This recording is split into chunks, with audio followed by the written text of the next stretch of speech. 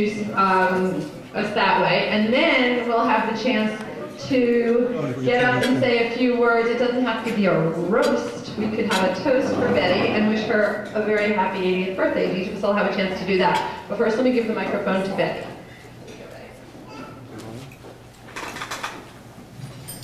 I am absolutely thrilled at this occasion, and I didn't feel that way when I woke up this morning. I have to tell you, I was very apprehensive because I am having great difficulty turning the page. It was okay with me until I saw the invitation that Archie had made with the number on it. I thought I would, the number would be private, just for me. Now the world knows. So it's a little difficult. But I'm going to start out with, you have to understand this, the proudest I am of the fact that one of my two nephews is here today with his family. This is Cliff and Bonnie and Kim. Benjamin is at school. He's Harvard. Harvard is allowed. And like I said, I have only two nephews, but I have 120 cousins. And not quite that many friends, but the dearest ones are here. And this is Larry Garber and Ellen Garber, the blood relation. And this is Andy Gottesman, who is Ellen's brother. And this is Joseph Gottesman. He carries a very illustrious name. Was his grandfather's on both sides. And Joe is, how old are you, Joe? 3? 2.5? 3. A very key part of my financial independence is Steve Nislick, who is the, I think it's CEO of Edison Properties, the partnership that was established by my cousins Jerry and Harold. And one of the things I'm proudest of is that it isn't a public corporation. It's a privately held, magnificently run, somewhat profitable, private partnership. And I have to tell you something about how I feel about Edison Properties. They may be keeping things from me, but I feel that it is the kind of business that I am proud to be somewhat associated with. Ethical, community-minded, and very good, a good place for people to work. And as we know from reading the papers, that isn't true of everything. This is my wonderful cousin, Sally Gottesman. For those of you who are interested in community affairs, this is the famous Sally Gottesman. That's all I have to say.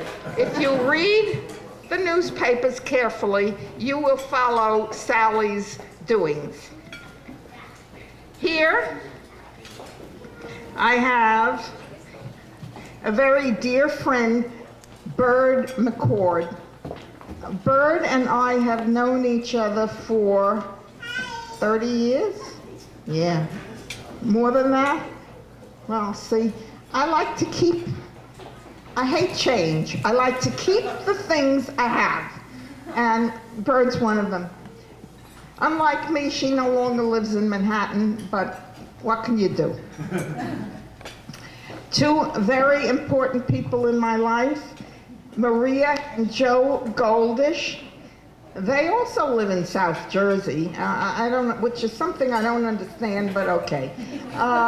They are the parents of Madeline Goldish DeSanto. Keith can't be here today because he is busy with a very important business opportunity.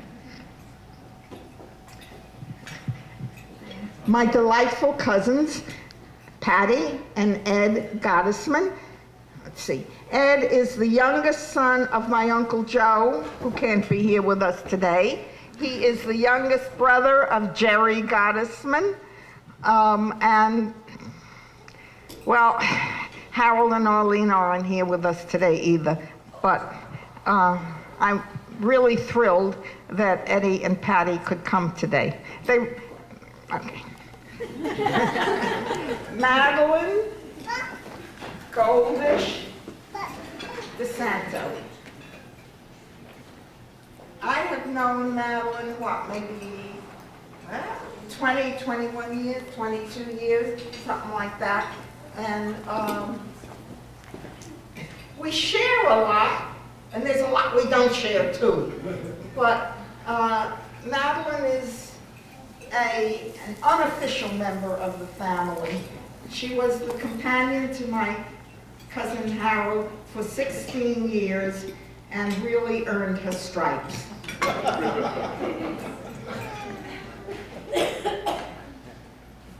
My cousins, the Zagorans, they are the children of Sylvia Kifferstein, Sylvia Kifferstein, and Sidney Zagoran. Sylvia was the niece of my mother, Rose Gottesman, the daughter of Anna Gottesman, who unfortunately died in 1915. But she was the best friend my mother ever had. And I'm very proud to know them. They live in Princeton, New Jersey. I don't know how to talk about Jerry. Jerry is my younger cousin. Not much younger, but younger. I think the way to talk about Jerry is to tell you that whenever I ask him something, he says to me, "You know I never say no to you, Betty." So how else? I don't think I need to say anything further about Jerry.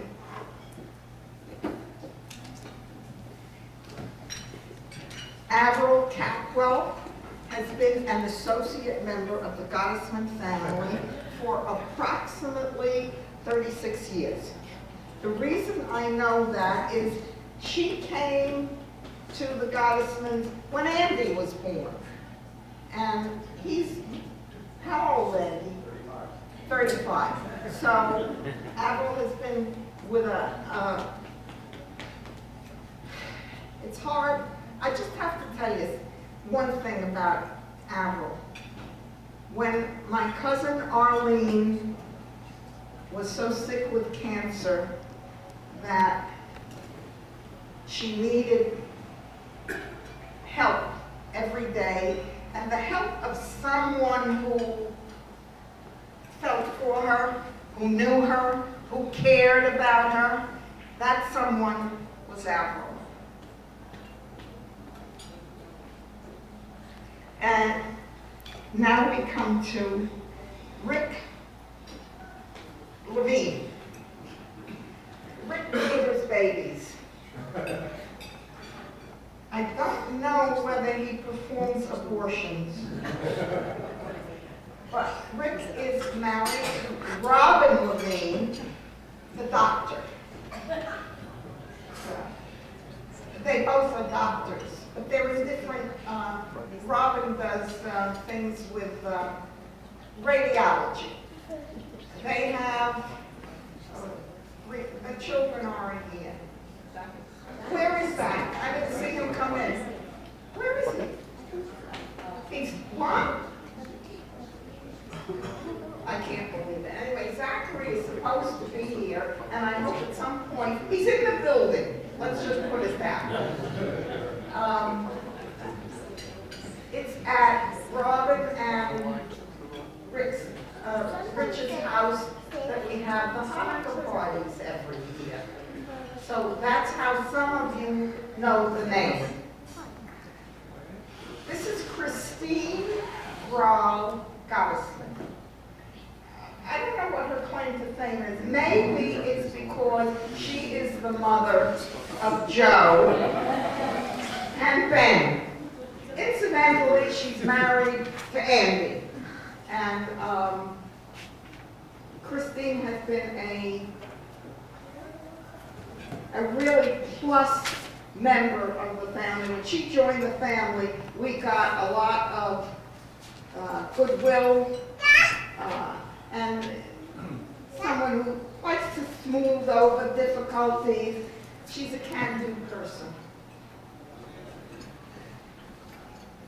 Now, Archie Gottesman is a vice president of Edison Properties. She keeps everything ticking over. She's also one of my best friends. Archie is another one who said, okay, Betty, whatever you want.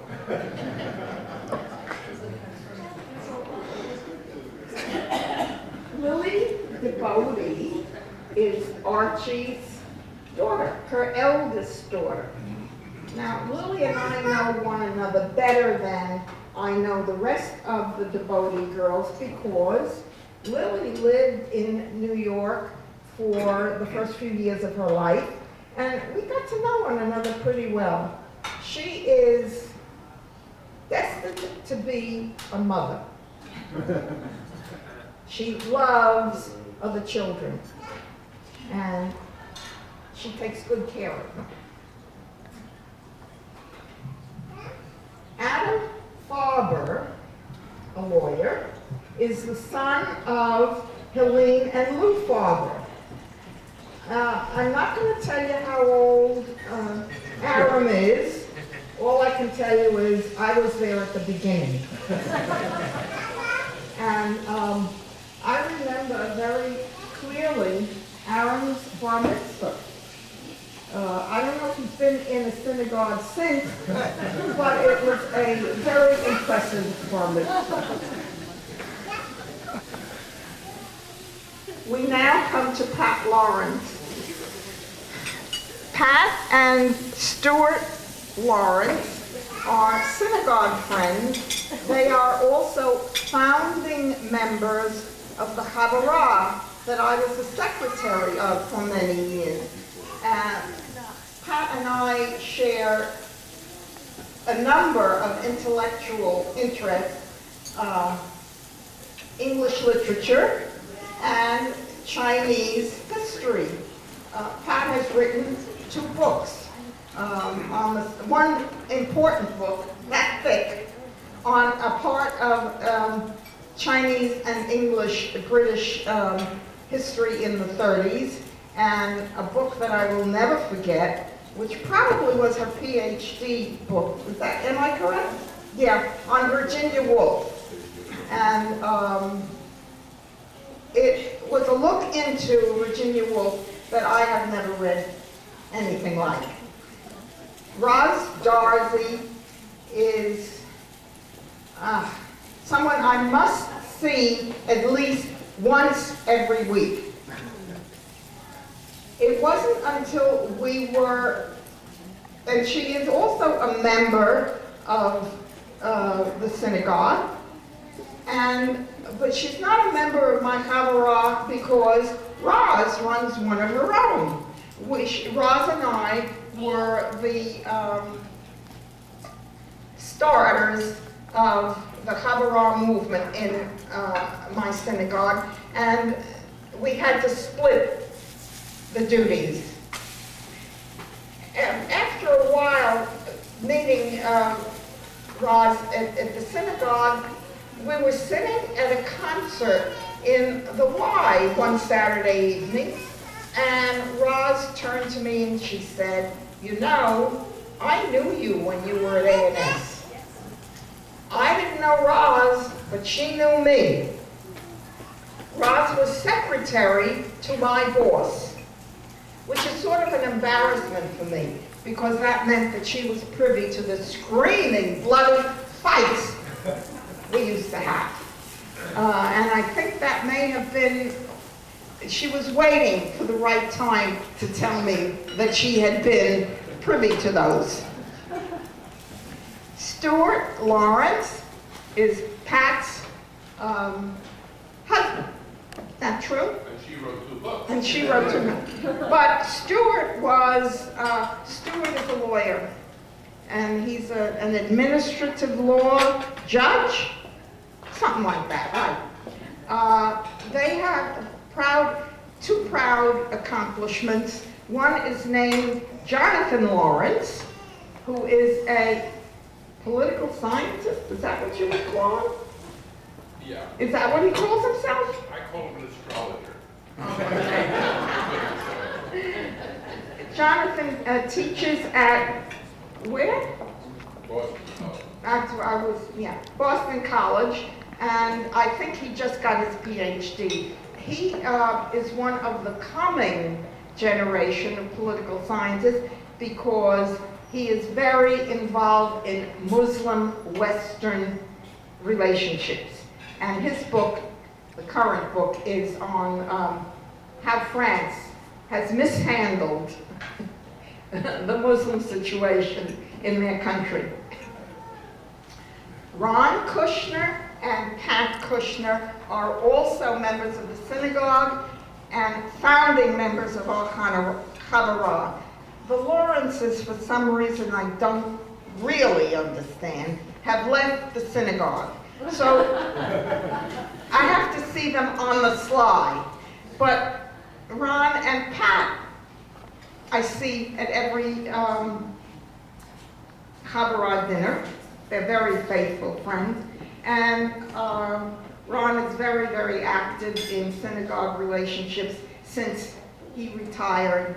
He used to run he has a very useful background for dealing with synagogue affairs. He used to be the director of a mental health group. Pat has had an amazing career. She is currently the manager of a assisted living building for the Jewish board. You'll find them listed in my invitation. Joyce Lieberman is a rather new friend. I only met Joyce a few years ago on a trip to Spain with archaeological tours. And we took to one another very soon. That was why I was able to borrow some money from Joyce. She trusted me. But that's because she lives on East 86th Street, West 86th Street, and I live on East 87th Street. Lou Farber is Aaron's father, and he's the husband of Helene Farber. I was present at their wedding, and present when Aaron was born, and present when Aaron had a bar mitzvah, and present when Lou and Helene had their 40th anniversary. So they are also very dear friends of mine. Helene has a special place. She and I were members of the Greenwich Village ADA. So you sort of know where our political affiliations are. And Helene told me something astounding today. I don't know why she waited until now to tell me. We also were at A&S at the same time. So there are 3 A&S alumni here today, which I suppose has some kind of significance. Well, what it is, I don't know. I now come to Paula Gottesman. The better half of the Jerry Gottesman duo, and one of my great supporters. Paula is one of those people who never thinks anything I want to do is crazy. You want to do it? Do it. That's her mantra. And it's at Paula's house that I spend many Passovers, Seders, and many weekends in between. And it is to Paula and Jerry that I move for the High Holy Days in the fall. And my synagogue doesn't really understand that, but I'm not going to change it. Joan Rosen and Earl Rosen, let's see, 25 years. We met on an amazing rafting trip through the Grand Canyon, down the Colorado, Dory, excuse me, not on a banana boat. You have to understand, in Dory, the wooden rowboats that we used to explore the Grand Canyon on the river for the first time. And that was in 1980, 81? Okay. The previous year I was doing a rafting trip in Alaska. And you can't do our kind of trip down the Grand Canyon any longer. 2 weeks in a dory. So we're, I take a kind of snobbish pride in that. And we've just been friends ever since. I call them my friends from Philadelphia. They're really not from Philadelphia. They live in Elkins Park. But it's easier to say my Philadelphia friends. I go there frequently, and Joan comes to New York frequently. If it weren't for Joan, I wouldn't see half of the art exhibitions in Manhattan.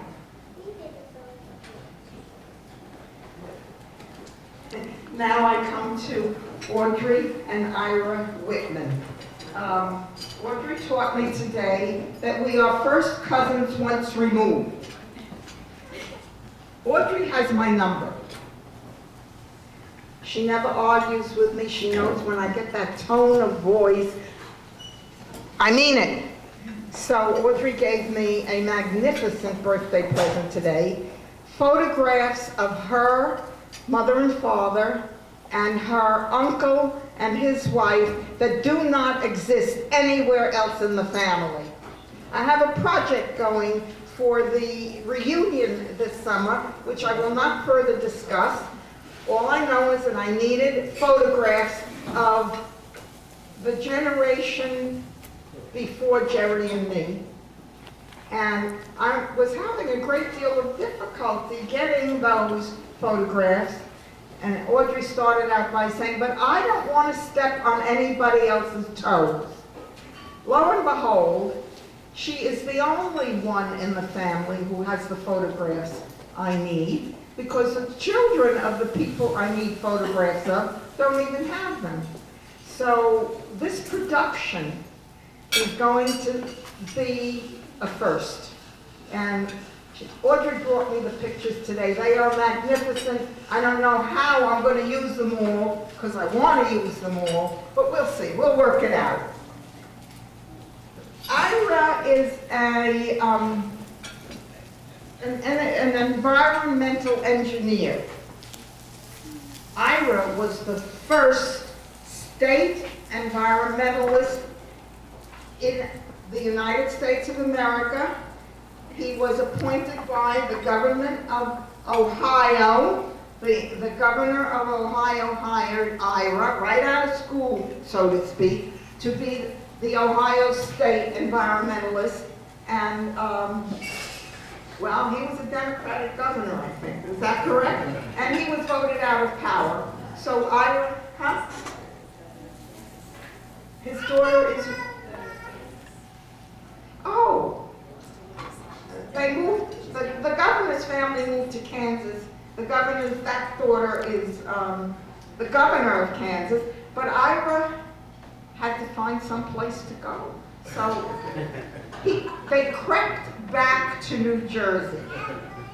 And Ira now has his own environmental reclamation business, a very profitable business in New Jersey and a very desirable business.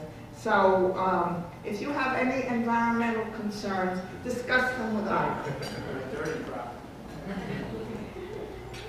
This is Grace Chow, a rather recent friend of mine also, but we have become very friendly since we met. We are both members of China Institute. Grace and her sister have established a remarkable foundation which delivers books and computers to schools in China, especially in the provinces which have no such support from their own governments. It's called the Evergreen Foundation, bear it in mind. And I'm really happy that Grace is here today because she got up out of a rehabilitation program to come. I really didn't think she would come, but I invited her. She couldn't walk when I invited her, but today she's walking. James Frankel, Professor Frankel, occupies a special place in my history. We once lived together for a whole week on my first trip to China because James was spending a year in Beijing doing research for his PhD, which I am very proud to say he has since received. He's really Dr. Frankel. And he agreed to accompany me on my first week in China on that first trip, which was 1996, right? Or, yes. And on October 28th, 1996, James received a telephone call in our hotel room that his sister Risa had given birth to a baby. And who's not here today? What? He's in Hebrew school today. Apparently, okay. The Swerzes, Risa Frankel Swerze, they're very keen on keeping their son Jewish. And he is one of the most remarkable 90-year-olds that I have ever met. It is, in some sense, Brandon's future to take care of me. And I am going to explain it, but the Frankels know. James and Edie Frankel are friends of mine since 1984. They run a very important Chinese art gallery, and antique Chinese art gallery, and how can I tell you, they are very, very good to me, and very supportive of my collection. And I invite you all. There's going to be a fantastic new exhibit opening on March 29th, Mongolia. Come, call and say you'll come, and I'll meet you there. The gallery on Madison Avenue, 79th Street. 1040, I believe is the 1040. But you can't miss it. It's on the northwest corner, 79th Street and Madison Avenue. And let's see. There's just some kids over here. Huh? There's kids and then I'll take them. Okay. I'm gonna take it. Yeah, I want you. This is Sophie DeBode, my cousin, If Louis wants to who play is the basketball, we need to go. daughter So. of Archie Gottesman and Gary DeBode. He's the one behind the camera. Hey, So I'm going to talk a minute about Gary. Believe it or not, Gary is a submarine officer. was. And I think I didn't tell you that part of Jerry's background is that he's a graduate of Annapolis, and so is Gary. And see, I'm not surprised that Gary left the Navy, because Gary is not a warrior. Gary is a lover. He's soft-spoken. He likes to bring people together. He likes to make everybody happy. And I don't think that's part of a warrior ethic. So we're very happy that Gary met up with Archie one day at a dance in Groton. Actually in Boston, yeah. Boston. Yeah. But Gary was posted in the submarine squad at Groton at the time we met. And Gary is the president of Edison Properties, a position that he has spent many years earning. It's a very important position, and I have great confidence in the future of the business with people like Gary as part of our team. And this is, I told you about Sophie. Sophie is the middle daughter. The eldest daughter you met, that was Lily. Then comes Sophie, and now comes Ella. And considering what these girls are like, I'm really a little bit surprised that Gary and Archie said it's enough. I'm here, three of my favorite people. This is Joe Gottesman, who carries on a very famous name. I find Joe to be a remarkable young man. And this is his brother, Benjamin. This is the first time I've had a chance to meet Benjamin since his bris. And they look, he's much bigger and better behaved now. You would be too. They are two peas from the same pod. They just, except that one is dark and one is blonde, which is okay. That's how you can tell them apart. And I think you've met Christine. Yeah. Now, one of the proudest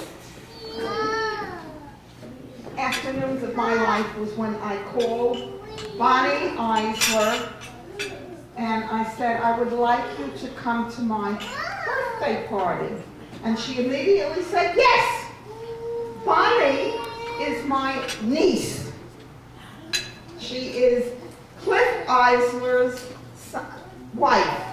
Cliff is one of my two nephews. My other nephew lives in California.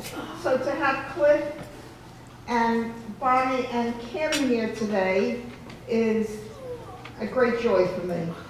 Like I said, I have more than 120 cousins, but only two nephews. Did I get? We're good talking. Oh. Did I? Yeah, you did. You were amazing. That was amazing.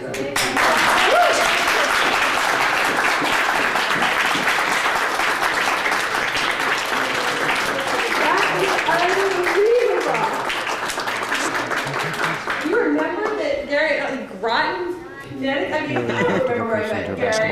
Right? I'm gonna say a little something about Betty, and then lovely if anyone else would like to. And let's see. Gary and I were married about 13 years ago, and we lived in the city, and Betty was helping us with our wedding. She was in the city, we were in the city.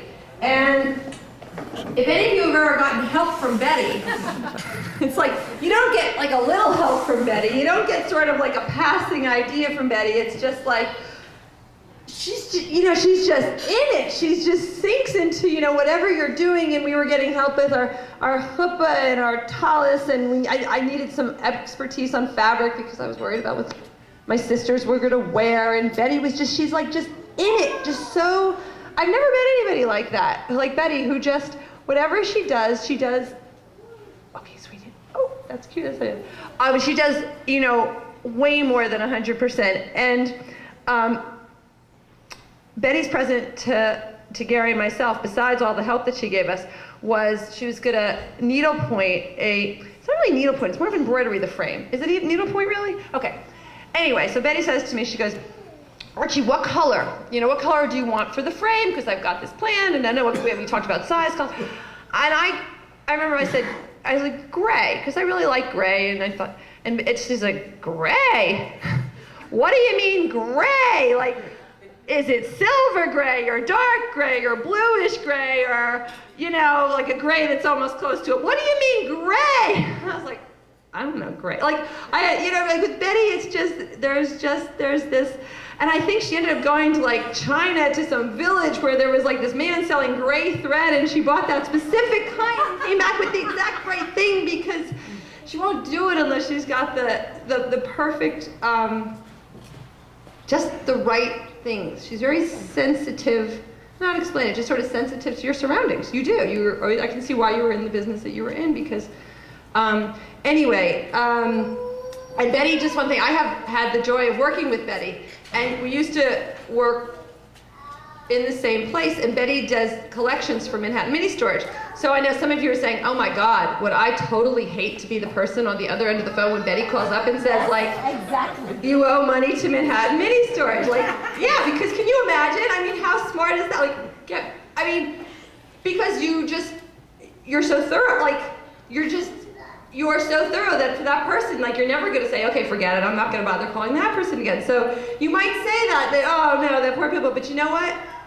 Betty is, as much as she cares about Edison, she actually really cares, I've heard her so many times, care so much about the person she's on the phone with. Because if they explain to her, if it's not somebody who's just being kind of a jerk and saying, I'm not going to pay, but somebody who's saying, this is why I'm not paying, there's a reason, here's my reason, and she will spend, oh my gosh, so much time and caring and saying, well, let's work it out. How much can you pay me a week, or how much can you pay a month? Because we don't really want to take your stuff, we want to work it out. And she really cares about these customers in a way that, I mean, it's so lovely that you do. You really care about them. I hope they know how much they're cared about, because you really are amazing to them. And anyway, sorry about putting your age on the birthday invitation, Betty, but it was a big one. So that's why. But I must think, I just feel Betty is kind of ageless. I must say, Betty, that since everyone knows it is 80, and I really feel like you are like an 80, a role model for me and for anyone who's not 80 in this room yet, which is probably most of us, because you don't seem it. And if I could have, half of the intellect and curiosity and just passion and caring and philanthropy that you have when I get to be even close to your age, I will be thrilled, because I think you're amazing and I love you, and happy birthday. I'm just going to give it to Gary, because he and Lily have a thing. I have to run for a basketball game in a minute. So, anyways, when I think of Betty, I just think of an inspiration, because I look at her and I hope that I'm doing the things that she does at this age. Not that that's that old, but it's just amazing. And, she still goes to school. She still travels all over the world, and I just think it's really amazing that she does that. And it's just so Betty, because she just really focuses on whatever it is she's doing in such an intense way. And, I think when I go on vacation, I think of exercise or relaxation or resting and things like that. And I think Betty works harder on vacation than she does when she's normally at work. She's studying wherever she's going, and it's really, really phenomenal. And I just want to think back, and when I first moved back to New York, and I wasn't raised Jewish, I converted, and Betty convinced me to take a class with her about Hebrew, and I know some Hebrew, I still need a lot of work on my Hebrew. But anyway, I just remember getting into this class, and it was really into the details of some of the syntax, and it was a very focused course, and I think it was way over my head, but Betty was really doing well at it. So I just think everything she does, she pursues in a real aggressive way. So Betty, I see you as an inspiration and a true friend. We love you.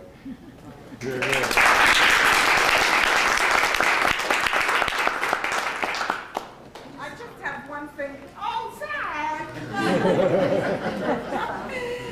Zach, you were playing chess downstairs? No, it's not. Oh. And Zach is Robin and Rich's son, the youngest of three. His sisters are away at school.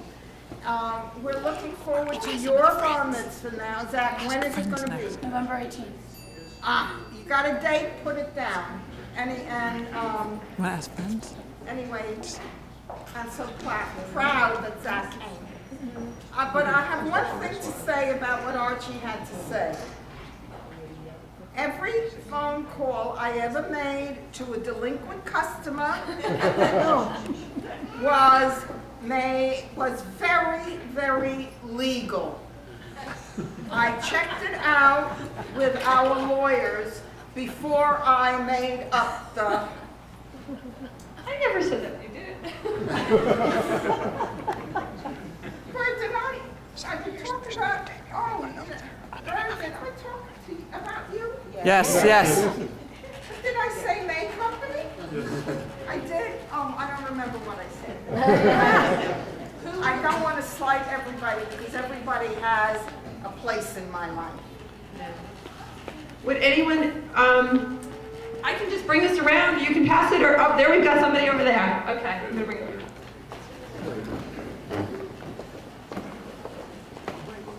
Here we go. I want to say I am proud You're of doing being one of Betty's very good friends, and that through the years, I have heard stories about all of you. But the most important thing I've heard is how important you all are to her, how much a part of her life every member of this family is, and how it's as if she lives with all of you all the time, and is so proud of the association. And I wanted to say I'm a witness to that. I testify to that.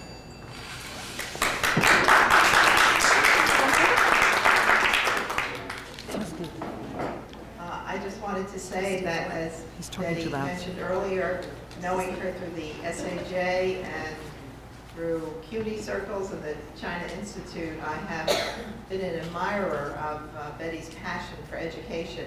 And when I first met her, she reminded me of a character, Maggie Tulliver in Mill on the Floss, who is someone who feels a divine voice within her to get an education, to study, to learn. And Maggie is a smart, clever, and unruly person sometimes in her pursuit of education. And if you've ever been in a class with Betty, you know she asks candid, frank questions. She's an inquiring mind, and so I've always admired this about her.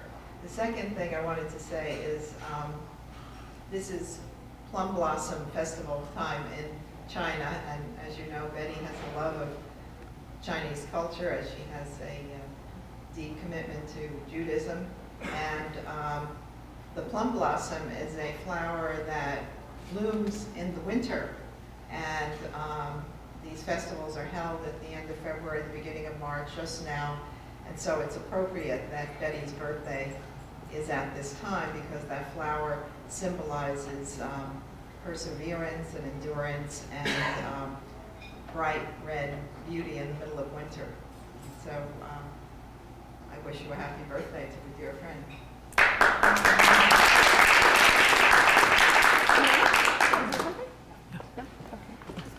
I know Betty many, many, many years, and there are things she doesn't even remember that I do. And we met, she doesn't remember this, but we were at Abraham and Strauss at the same time in Brooklyn. I was on the flying squad, floating around from one department, and Betty was in that rarefied room where gracious salespeople smiled at customers and brought beautiful clothes to them, just like in the movies. And it turned out she was studying merchandising. So I said, oh, she's merchandising, fashion person, you know.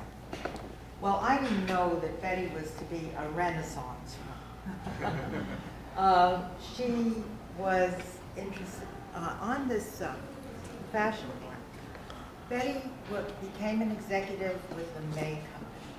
And I was reminded of that the other day when we were coming to Cherry Hill. And I said to my husband, let's go look at Strawbridge and Clothier. I want to look at it again. Well, Strawbridge and Clothier is going to close because the May Company, its parent, has it up for sale. And then I remembered, oh, Betty was a vice president of the May Company. And then I knew Betty as an archaeological dig person and a world traveler, an adventurous traveler, rafting and doing all those things which I couldn't even dream of. And then we had a political career in Greenwich Village. And in that, we met a young man who was very competent, very colorless, but became an icon. And his name is Ed Koch. And we remembered, I used to wonder why I wasn't madly in love with him. But he just wasn't that kind of a guy at that time. So Betty has been a delight to know. And you'd hardly notice because we have a verbal sparring match. Of course, I'm politically incorrect and she is right. So as long as we keep those rules together, we're friends. And I love you, and we all love you.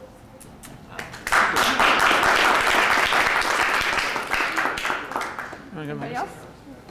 Did you want to say something?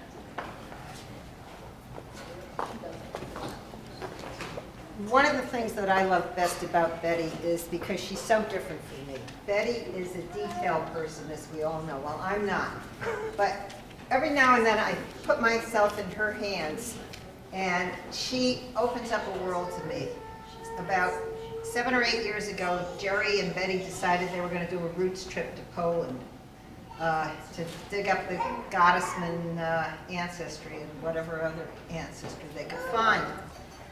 And Betty started digging into this genealogy business. It was amazing. I mean, she dug up every bit of detail. She found the best person to arrange the trip. She got everything all arranged, and everything she'd come and she'd say to me, is this okay? I said, fine, whatever you want to do, Betty, because I knew she would take care of it. And she did, and Jerry and I went, and we not only went to find the Gottesman history, but I insisted as long as I'm going to go to my father's shtetl too, which was a wonderful experience. But I never would have been able to do it without Betty because, as I said, I'm not a detail person, but she made this trip the most exciting trip in my life. I mean, she opened up a whole new world to me, and someday I'm going to get organized, Betty, and do stuff like you. I'll leave it up to you. Thank you.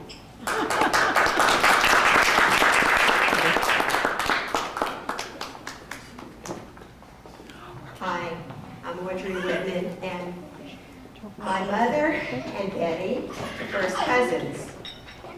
And I've known Betty all my life. I really want to thank Betty for her kindness. I learned a lot about Betty's caring heart when my mom was sick, and my brother too. Betty was somebody who called and said, I want to see your mom. I said, you don't really want to see her. I mean, it's a difficult situation. But Betty said, I want to see her, and I want to know how she's doing. And Betty cared, and it was from the heart. And she kept her and displayed her concern until Mom died. But it was something special. So thanks, Betty.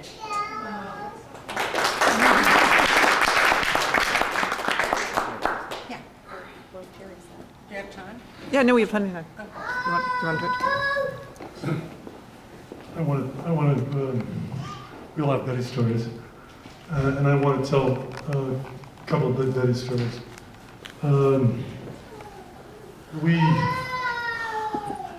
Paula mentioned that Betty arranged for us to have a roots trip to Eastern Europe, and Back here. It was really, really a great trip. The arrangements were perfect. And many of you who had the opportunity to trace your roots to Eastern Europe, I recommended highly. After we split from Betty, she was going to go pursue the Eisler roots, and Paula and I were, Paula was going on to Israel, and I was going back to the United States. And she, I hope I get the details of the story exactly correct, because it's one of the great moments of our lives resulted from it. She went to the village where, she found the village where her father had come from. What was your father's first name? Chaim. Chaim Eisler. And I knew him very slightly when I was a young man. Betty's mother and he split quite early in their lives. But she found the village, and she knows all the Eislers. There's four Eislers with the same name, and she knows all of them. One of the stories is really a great story, because Betty's first cousin, Betty's father, came to the United States and married my father's sister, etc. But the other Eislers stayed in this village in Eastern Europe, Ukraine, Carpathian Mountains. Carpathian Mountains. And along comes, and her father's here in the United States and has his life, has his children, etc.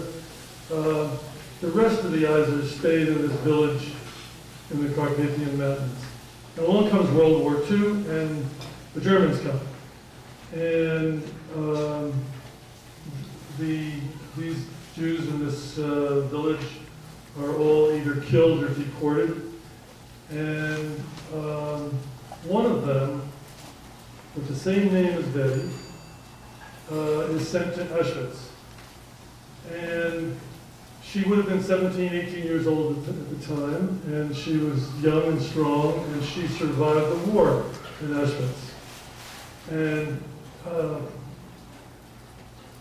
she returned to her village after the war, and got married, had a baby, and stayed in the village until such time as the Soviet Union fell apart and Jews could leave the Soviet Union and immigrate to Israel.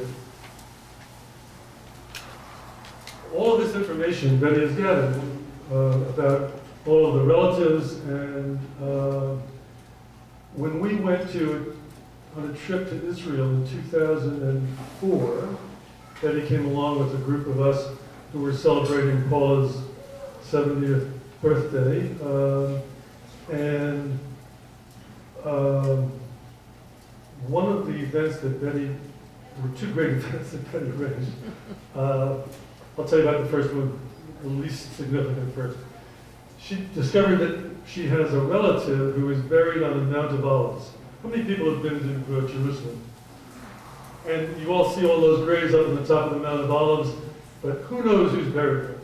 Well, Betty has a relative buried there, and the guy who was going to take us around, she had been on the phone with and emailing with, and he was researching where this grave was.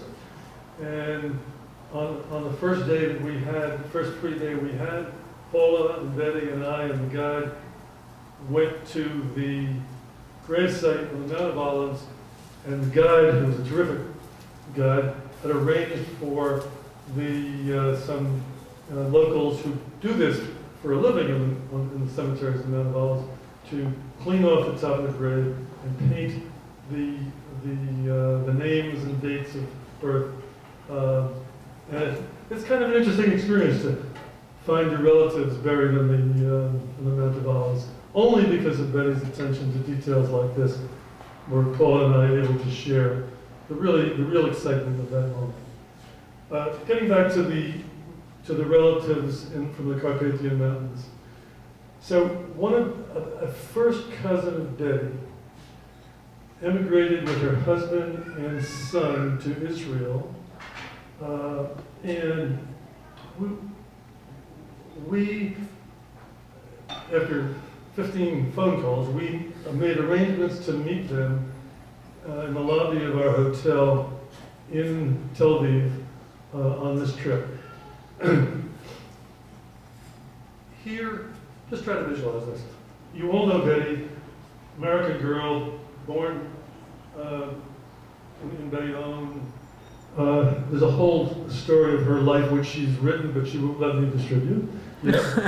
Although I'm going to eventually I'll force her into it. And a hard life. She was brought up during the Depression, and the family was on home relief, which is welfare for the current generation. And a lousy marriage between her mother and her father, and her surviving and educating herself, and then developing a career in the fashion world. And that's the Betty we all know and love. The intellectual curiosity Betty, the loving cousin and to a zillion people. Her first cousin, think about it, her first cousin was a prisoner in Auschwitz, and who had a number tattooed on her arm, and who was able to emigrate to Israel, and her two granddaughters are bilingual. They speak Hebrew and English. They've been to the United States, and it was a great coming together of the two branches of the Eisler family, which Paul and I were privileged to participate in. It was the only reason it was possible was because of Betty's love of family and her curiosity and her willingness to dig and dig and dig to make all of these things happen. It was really a great meeting and a very emotional and important meeting. Made us all appreciate being, up until Bush, it made us all appreciate being Americans. No laughs from that. I'm not so sure how long we're going to appreciate being Americans, but it was a great experience, typical of the kind of thing that happens to you when you are close to Betty.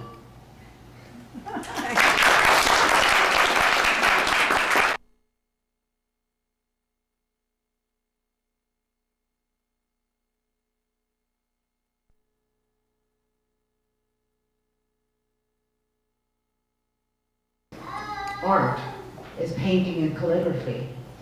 And she moved from ceramics, which people very rarely make that giant leap, but she moved into the painting. And I just wanted to tell you that I am incredibly impressed.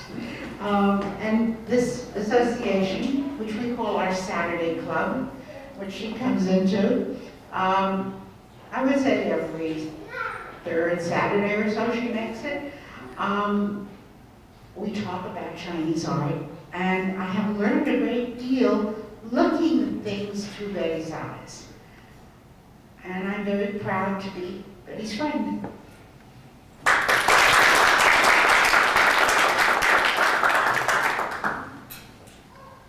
Hello. I'm proud to be here with all of you, impressive people. And pardon my back.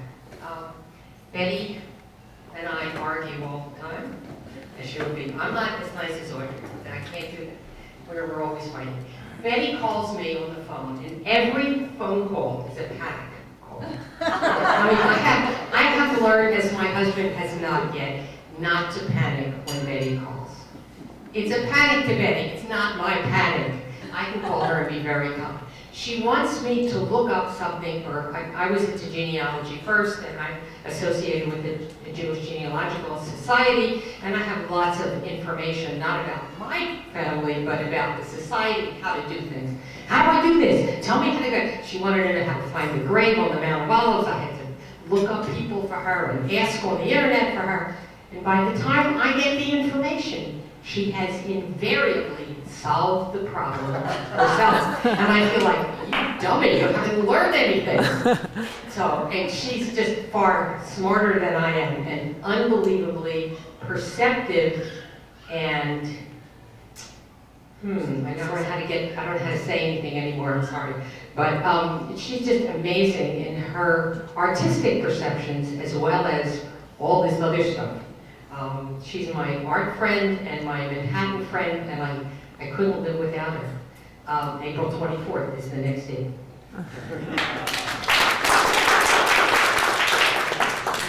I'd like to say something. Actually, Betty, she probably does not remember. We met in 1976. That makes it 30 years. But we didn't develop a friendship until a dozen years or so ago. She pursued her interest in China and Chinese things with the passion, the dedicated passion that we have just been talking about.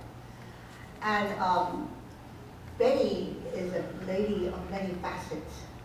In addition to Chinese art, Chinese history, and for everything that she pursues, she usually achieves her goals. For example, I find that her thinking is very Chinese.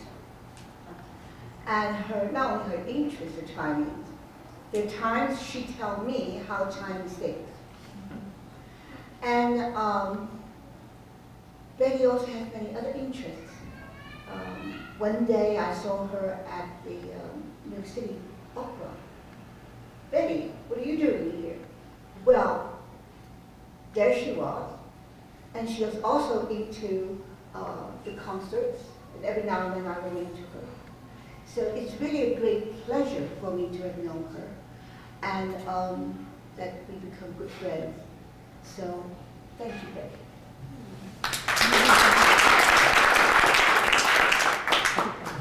I have an announcement. Speaking of plum blossoms, the plum blossoms on Staten Island, Ron, are about to bloom. Does anybody else want to speak? Remember, I have to pull down, I remember that I bullied you into saying you want to see the Chinese Scholars Garden and the plum blossom.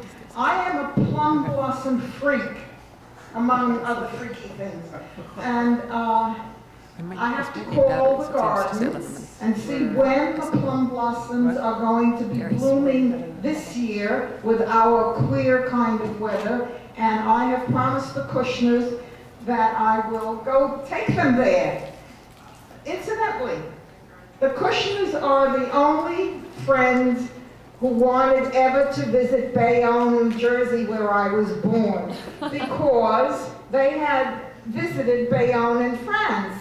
And one day, a year ago, it was one of the worst days in August, a year ago, they took me on a tour of Bayonne, New Jersey, that will live in my memory. I saw places that I had never seen before that way, because there's been a slight difference in the last 80 years between Bayonne, New Jersey. And anybody who wants to come along for the plum blossoms, let me know. We'll make a date and go. Yes, darling.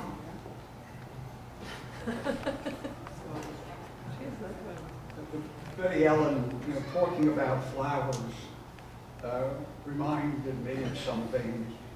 And Joe and I planned a little adventure, a walk across England. And it was a guided trip. And we had Freshly made, which I am very happy to show anybody who wants to see them.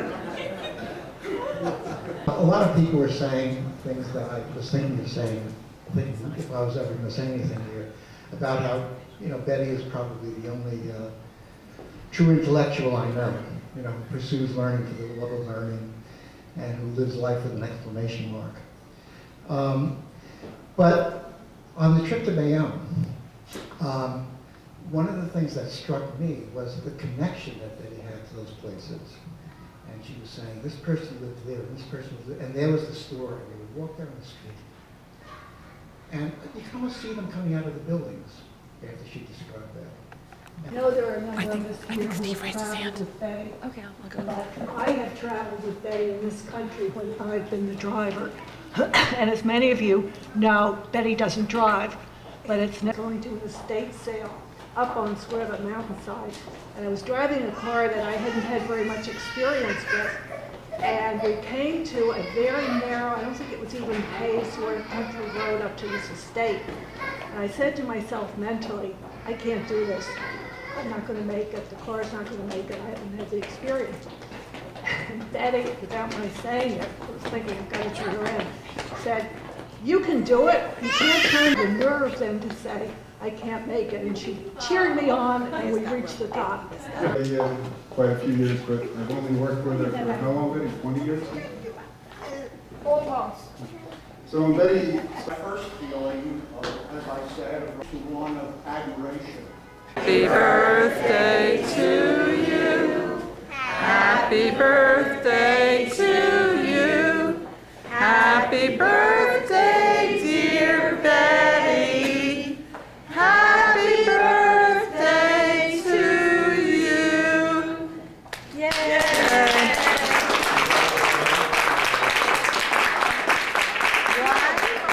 Go ahead, Betty.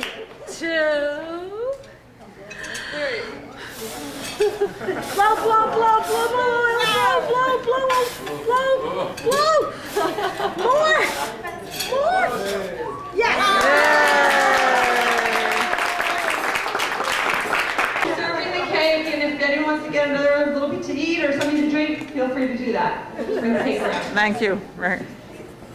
Such a nice way to be.